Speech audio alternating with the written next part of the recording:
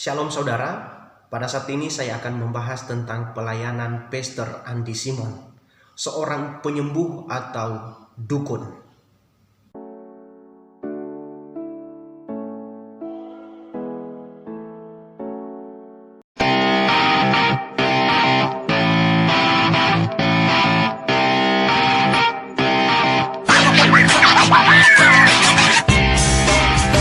Kita sudah tahu bersama bahwa pelayanan pendeta Andy Simon ini sudah go public, di mana kita bisa menyaksikannya di Facebook, Instagram, bahkan di channel YouTube. Ada banyak orang, khususnya para pendeta, menyetujui pelayanan yang dilakukan oleh Pastor Andy Simon. Tapi tidak sedikit juga dari pendeta itu sendiri, ada banyak yang mereka tidak menyetujui atau kurang sepaham dengan apa yang dilakukan oleh pendeta Andy Simon. Salah satunya seorang pendeta mengatakan bahwa kesembuhan yang dilakukan oleh Pastor Andy Simon ini tidak alkitabiah, dikarenakan Yesus sendiri tidak pernah membuat ibadah yang dikhususkan untuk penyembuhan orang sakit. Melainkan Yesus mengajar dan kemudian datang orang-orang sakit dan disitulah kesembuhan itu terjadi. Di mana yang pertama-tama diberitakan adalah Injil dan kemudian kesembuhan secara jasmaniah. Dan itu menurut saya adalah penilaian yang sesuai dengan Alkitab. Namun kita mengambil pertimbangan yang lain ketika kita melihat pelayanan Pastor Andy Simon ini. Saudara boleh setuju maupun tidak setuju dengan pemikiran saya tentang pelayanan pendeta Andy Simon ini. Saya harus jujur bahwa apa yang dilakukan oleh Pastor Andy Simon ini adalah pelayanan yang sangat mulia sekali. Kenapa saya berkata demikian? Karena pendeta Andy Simon secara tidak langsung sudah melakukan penyinjilan. Melalui apa? Melalui kesembuhan yang dilakukan oleh pastor itu. Berikutnya, Pastor Andy Simon ini sangat patut dicontoh bagaimana ia bersosialisasi, bersahabat dengan para pemimpin agama lainnya. Contohnya seperti ustadz dan beberapa tokoh-tokoh agama lainnya. Saudara yang terkasih, dari sini kita bisa melihat bahwa selain melakukan penyembuhan, Pastor Andy Simon ini juga menunjukkan bagaimana cara atau sikap hidup seorang Kristen itu menjadi berkat bagi orang lain. Tidak muluk-muluk harus memberitakan Injil. Melalui gaya hidup kita, orang lain bisa melihat Kristus. Meskipun saya tidak menyetujui orang-orang yang menyerang Pastor Andy Simon, kenapa?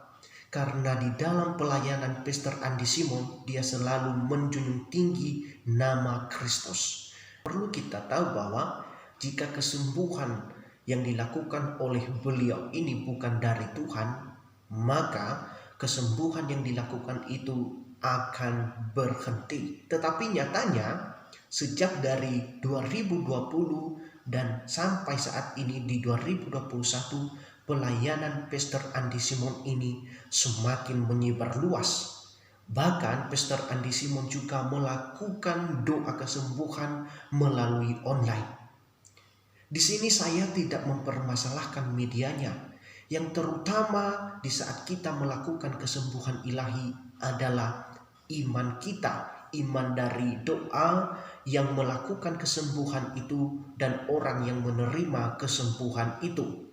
Saudara yang terkasih, mari kita mendukung bersama-sama pelayanan yang dilakukan oleh Pastor Andy Simon ini. Kenapa? Karena sebagai tubuh Kristus kita harus saling menopang, saling mendoakan. Bahkan di dalam pelayanan kita ini kita harus mempermuliakan Kristus.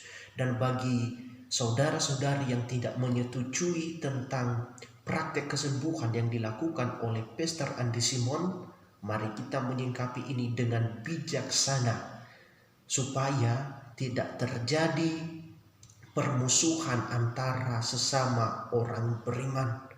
Karena kita memiliki karunia-karunia tertentu di mana kita harus menyalurkan itu dan sehingga orang lain terberkati melalui pelayanan kita.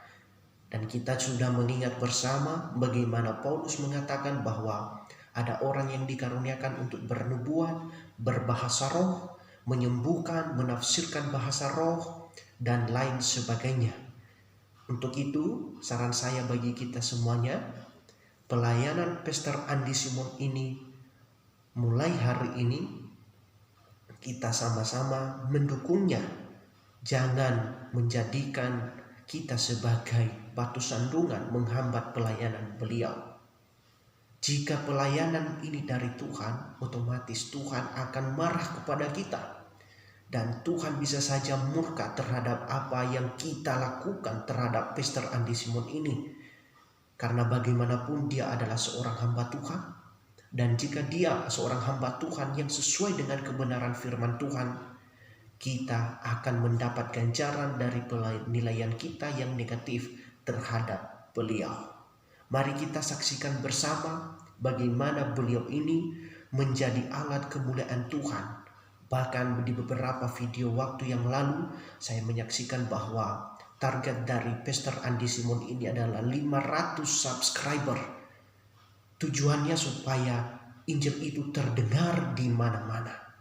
Dan kesembuhan itu dapat dirasakan, dapat dinikmati oleh orang Kristen maupun non-Kristen.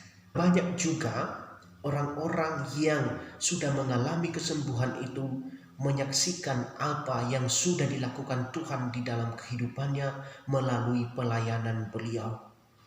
Kiranya penilaian saya ini dapat kita pertimbangkan bersama dan menjadi alat kepujian kehormatan bagi Tuhan.